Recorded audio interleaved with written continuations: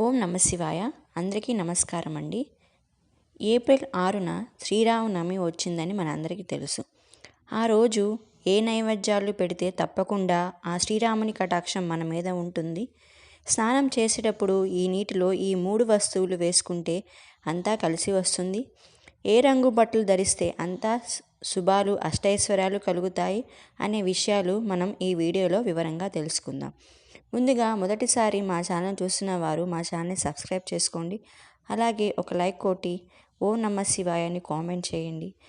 చివరి వరకు స్కిప్ చేయకుండా చూడండి. అప్పుడే మేము చెప్పేది పూర్తిగా మీకు అర్థమవుతుంది. ఇక వివరాల్లోకి వెళ్ళిపోతే, ఈ పండుగ ప్రతి సంవత్సరం చైత్ర శుక్ల పక్షం 9వ రోజున జరుపుకుంటారు. ఈ రోజున శ్రీరాముని పూజిస్తారు. మత విశ్వాసాల ప్రకారం శ్రీరాముడు ఈ రోజున జన్మించాడు. అందుకే ఈ రోజును శ్రీరాముని జన్మదినంగా జరుపుకుంటారు. శ్రీరామనవమి పూజకు మధ్యాహ్న సమయం అత్యంత శుభకరం. ఏ ఏడాది శ్రీరాముని ఎప్పుడు జరుపుకుంటారో తెలుసుకోండి. శ్రీరామనవమి 2025 ఏప్రిల్ 6 ఆదివారం వచ్చింది. శ్రీరామనవమి పూజా ముహూర్తం 2025 ఏప్రిల్ 6న ఉదయం 11:08 గంటల నుంచి మధ్యాహ్నం 1:39 గంటల వరకు ఉంటుంది. నవమి తిథి ఏప్రిల్ 5, 2025 రాత్రి 7:26 గంటలకు ప్రారంభమవుతుంది. నవమి తిథి ఏప్రిల్ 6, 2025 రాత్రి 7:22 గంటలకు ముగుస్తుంది. శ్రీరామనవమి పండుగను శ్రీరాముని జన్మదినంగా జరుపుకుంటారు. ఈ రోజున భక్తులు సరైన ఆచారాలను అనుసరించి శ్రీరాముడిని పూజిస్తారు. ఈ శుభ సందర్భంలో చాలా చోట్ల శ్రీరామ కథను వినే సంప్రదాయం ఉంది. శ్రీరామనవమి రోజున కూడా కొందరు ఉపవాసం ఉంటారు. ఈ రోజున ఉపవాసం ఉండటం వల్ల ఆ వ్యక్తి కుటుంబానికి ఆనందం, శ్రేయస్సు లభిస్తుందని చెబుతారు. శ్రీరాముడి జన్మస్థలమైన అయోధ్యలో ఈ పండుగకు భిన్నమైన వైభవం కనిపిస్తుంది. శ్రీరామనవమి పర్వదినాన్ని పురస్కరించుకొని సుదూర ప్రాంతాల నుంచి భక్తులు అయోధ్యకు వచ్చి సరయూ నదిలో పుణ్యస్నానాలు ఆచరించిన తరువాత శ్రీరాముని ఆలయాన్ని సందర్శిస్తారు. ఈ పవిత్రమైన రోజున రామభక్తులు శ్రీరాముల కళ్యాణాన్ని తిలకించి శ్రీరామచంద్రమూర్తిని భక్తి శ్రద్ధలతో పూజిస్తారు. పరమ పవిత్రమైనటువంటి శ్రీరామ పండుగ ఎలా జరుపుకోవాలో ఈ వీడియోలో మనం తెలుసుకుందాం. ఈరోజు ఈ వీడియోలో మనము శ్రీరామనవమి పండుగ ఎలా జరుపుకోవాలి, శ్రీరామ పండుగ రోజు ఎలాంటి మంత్రాలు పారాయణం చేయాలి, ముఖ్యంగా శ్రీరాముడికి ఏ నైవేద్యాలు సమర్పించాలి, ఏ రంగు వస్త్రాలను ధరించాలి, ఎటువంటి పూలతో శ్రీరాముని పూజించాలి, ఏ పనుల్ని చేయాలి, ఏ పనులు చేయకూడదు, ఈ వీడియోలో మనము పూర్తిగా తెలుసుకుందాం. ముఖ్యంగా శ్రీరామనవమి పండుగ రోజు బ్రహ్మ ముహూర్తంలోనే నిద్ర లేవాలి. అంటే సూర్యోదయానికి కంటే కాస్త ముందే నిద్రలేచి చక్కగా తలస్నానం చేసి, స్నానం చేసేటటువంటి నీళ్ళలో తప్పకుండా కొంచెం పసుపు నీళ్ళు, అలాగే తెల్లని గన్నేరు పువ్వు కావచ్చు, లేకపోతే తెల్లని నందివర్ధనం పుష్పం కావచ్చు, ఏదో ఒకటి తెల్లని పువ్వును నీళ్ళలో వేసుకొని, కుదిరితే ఒక తులసి దళాన్ని కూడా నీళ్ళలో వేసుకొని చక్కగా తలస్నానం చేయాలి. స్త్రీలు, పురుషులు అందరూ కూడా తలస్నానం చేసి ఆ తర్వాత తప్పకుండా కాషాయపు వస్త్రాలను ధరిస్తే చాలా మంచిది. ఎరుపు రంగు వస్త్రాలను ధరిస్తే కూడా చాలా మంచిది.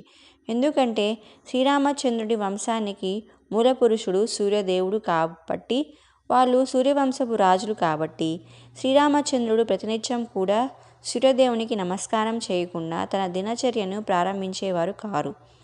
అరణ్యవాసంలో కూడా శ్రీరామచంద్రమూర్తి ప్రతినిత్యం సూర్యుడికి ఆజ్యం సమర్పించేవాడు. ఆదిత్య హృదయం మాత్రం పంటించేటప్పుడు కాబట్టి సూర్యదేవుడు ఇష్టమైనటువంటి రంగు ఎరుపు రంగు కాబట్టి ఆ ఎర్రని వస్త్రాలను ధరిస్తే చాలా మంచిది. కుదిరినటువంటి వాళ్ళు తెల్లని వస్త్రాలను ధరించినా కూడా చాలా మంచిది.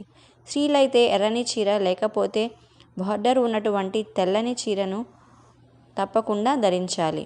తరువాత 3 నామాల్ని చక్కగా పెట్టుకోవాలి. శ్రీరామనవమి రోజు తప్పకుండా బొట్టు పెట్టుకొని పూజ చేయాలి కాబట్టి తప్పకుండా ప్రతినిత్యం కూడా సాంప్రదాయాన్ని బట్టి బొట్టు పెట్టుకోవాలి. కనీసం శ్రీరామనవమి పండుగ రోజు అయినా మంచిగా నుదుటిన నిండుగా బొట్టు లేకపోతే భస్మాన్ని ధరించండి.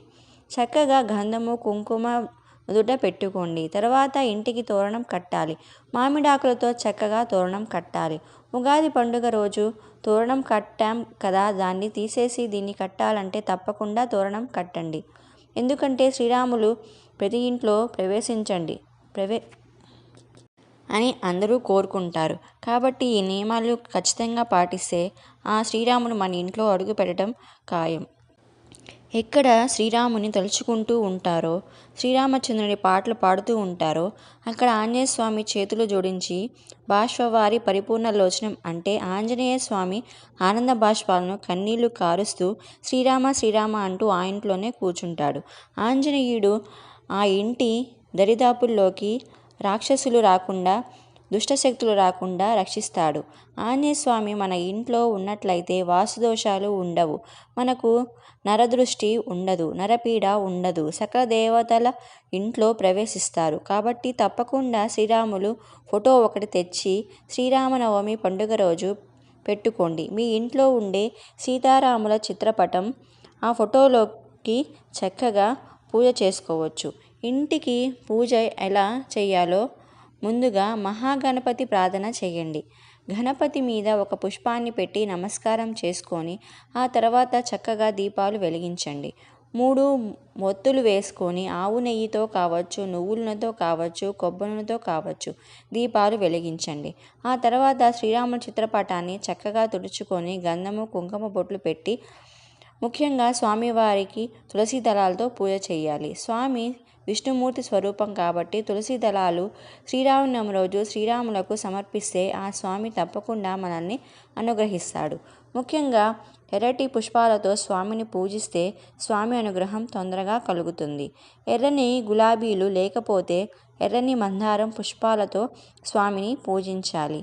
ఆ తర్వాత నైవేద్యం ఏమి పెట్టాలి అనేది మనం ఇప్పుడు తెలుసుకుందాం. శ్రీరామనవమి పండుగ రోజు పానకము, వడపప్పు, అదేవిధంగా పరమాన్నం, తీపి అన్నం అంటే స్వామివారికి చాలా ఇష్టం. దద్దోజనం, పానకం, వడపప్పు, ముఖ్యంగా బెల్లం, పరమాన్నం, దద్దోజనం ఇవి స్వామికి నివేదన చేయాలి. స్వామికి నివేదన చేసిన తర్వాత చక్కగా ధూపం సమర్పించాలి. అగరవత్తులు వెలిగించుకొని స్వామికి పూజ చేయండి. ఆ తర్వాత స్వామివారి ముంద ఒక కొబ్బరికాయ కొట్టి నైవేద్యం నివేదన చేసి హారతి ఇవ్వండి. శ్రీరామచంద్రుడి యొక్క రామరక్షా స్తోత్రాన్ని, శ్రీరామచంద్రమూర్తి యొక్క అష్టోత్తర శతనామావళిని చదవండి. రామాయణం ఉంటే బాలకాండ అంటే శ్రీరాముడు పుట్టేటువంటి కథ, దాన్ని చదువుకోవటం చాలా మంచిది. శ్రీరాముని యొక్క చరిత్ర చదివినా విన్నా చెప్పినా మహాపుణ్యం. మనం చదివినా విన్నా కూడా మన పాపాలన్నీ తొలగిపోతాయి. శ్రీరామనవమి పండుగ రోజు ఉపవాసం చేయాలనుకుంటున్న వాళ్ళు తప్పకుండా ఉపవాసం చేయవచ్చు. 12 సంవత్సరాల లోపల ఉన్నటువంటి పిల్లలు ఉపవాసం చేయకూడదు. 60 సంవత్సరాలు పైబడినటువంటి వృద్ధులు ఉపవాసం చేయకూడదు. సీతాదేవి రాముల వారితో ఒకసారి ఇలా చెప్పారు: మీ ఉంగరాన్ని నాకు తెచ్చి ఇచ్చి లంకను కాల్చి నా చూడామణిని తెచ్చి మీకు ఇచ్చి మనిద్దరిని కలిపినటువంటి మహానుభావుడు కదా ఆంజనేయుడు, ఏమైనా బహుమానం ఇవ్వండి అంటే శ్రీరాముడు చిరునవ్వు నవ్వి, సీత, ఆంజనేయుడే నేనే ఆంజనేయుడు. ఆంజనేయుడు నేనేమి ఇవ్వగలను, మేమిద్దరం కూడా ఒకటే అంటే అప్పుడు సీతాదేవి అంటుంది, మీరు ఎప్పుడూ ఇలాగే అంటారు, నేనిస్తానని తన మెడలో ఉన్నటువంటి అమూల్యమైన రత్నహారాన్ని ఆంజనేయ స్వామికి ఇస్తుంది. సీతమ్మ తల్లి అప్పుడు ఆంజనేయ స్వామి ఆ రత్నాల హారాన్ని తీసుకొని కొరికి చెవి దగ్గర పెట్టుకొని పారవేస్తూ ఉంటాడు. అప్పుడు ఆ సభలో ఉన్నటువంటి వాళ్ళందరూ నవ్వుతూ ఉంటే సీతాదేవికి కాస్త కోపం వచ్చింది. ఆంజనేయ, నేను ఎంతో ప్రేమతో ఇచ్చినటువంటి ఆ రత్నాల హారాన్ని కొరికి పారవేస్తున్నావు ఎందుకు అంటే అప్పుడు ఆంజనేయ స్వామి అంటాడు, మా సీతమ్మ తల్లి, నీవు ఇచ్చినటువంటి ఈ రత్నాల హారము వెలకట్టలేనిదే కావచ్చు, కానీ ఈ రత్నాల హారంలో నా శ్రీరాముడు ఏమైనా ఉన్నాడని చూస్తే రాముడు లేడు, రాముని రూపమే లేదు, రామనామం ఏమైనా వినిపిస్తుందా అని చెవు దగ్గర పెట్టుకుంటే రామనామము వినిపించలేదు.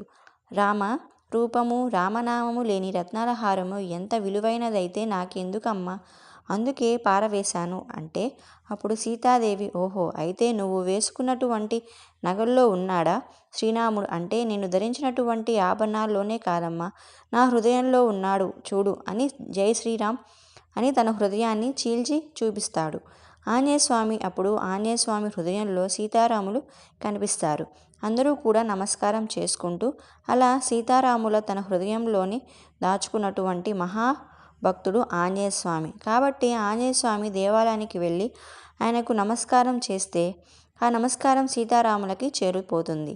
సీతారాముల అనుగ్రహం కూడా తప్పకుండా కలుగుతుంది. కాబట్టి రామాయణం దగ్గరలో లేనటువంటి వాళ్ళు ఆంజనేయస్వామి దేవాలయంకైనా వెళ్ళి ఆంజనేయస్వామిని భక్తి శ్రద్ధతో పూజించి ఆరాధించుకోవచ్చు. ముఖ్యంగా శ్రీరామనవమి పండుగ రోజు రాములవారి కళ్యాణం చూడండి. ప్రశాంతంగా మంచి ప్రవచనాలు వినండి. రామాయణం గురించి వాటిని వినండి. ముఖ్యంగా ఎవరిని తప్పుడు మాట్లాడకండి. వేరే వాళ్ళని తిట్టకండి. ముఖ్యంగా శ్రీరామనవమి పండుగ రోజు మాంసాహారాన్ని భుజించకూడదు. ముఖ్యంగా ధూమపానము, మద్యపానము అలవాటు ఉన్నవాళ్ళు తప్పకుండా ఆ రోజు మానుకోవాలి. ఈ శ్రీరామనవమి రోజు పొరపాటున కూడా సేవించకూడదు. తప్పకుండా రాత్రికి బ్రహ్మచర్యాన్ని పాటించాలి. స్త్రీ పురుషుల కలయిక అనేది పూర్తిగా నిషిద్ధము. ముఖ్యంగా సాయంకాల వేళలో ఇంటి దగ్గర 5 దీపాలు వెలిగించండి. పూజ మందిరంలో 2 దీపాలు, సింహద్వారం దగ్గర అంటే మెయిన్ డోర్ దగ్గర 2 దీపాలు, తులసికోట దగ్గర 1 దీపం వెలిగించండి. 500 సంవత్సరాల తర్వాత రామమందిరం నిర్మాణం జరిగింది. రాముడి ప్రతిష్టాపన జరిగింది. కాబట్టి రామభక్తులమైనటువంటి మనమందరము బాగుండాలి. దేశంలో ఉన్నటువంటి ప్రతి ఒక్కరూ సంతోషంగా ఉండాలి. వానలు పడి పంటలు పండి ప్రజలందరూ సంతోషంగా ఉండాలి. 5 దీపాలు వెలిగించి చక్కగా శ్రీరామచంద్రమూర్తిని ప్రార్థన చేయండి. శ్రీరామనవమి పండుగ రోజు సులువుగా ఏ కులం వాళ్ళైనా ఏ మతం వాళ్ళైనా ఇంట్లోనే శ్రీరాముడి పూజ చేయండి. చక్కగా సీతారాముల పూజ చేసుకోండి. శ్రీరామ రక్ష సర్వ జగత్ రక్ష. మన అందరికీ సీతారామ లక్ష్మణ సమేత వీరాంజనేయ స్వామి సంపూర్ణ అనుగ్రహం చేత అష్టైశ్వర్యాలు ఆయురారోగ్యాలు కలగాలని మనస్ఫూర్తిగా కోరుకుంటూ మీ అందరికీ శ్రీరామనవమి పండుగ శుభాకాంక్షలు. ఈ ఇన్ఫర్మేషన్ కనుక మీకు నచ్చినట్లయితే please like, share and subscribe. Thank you for watching.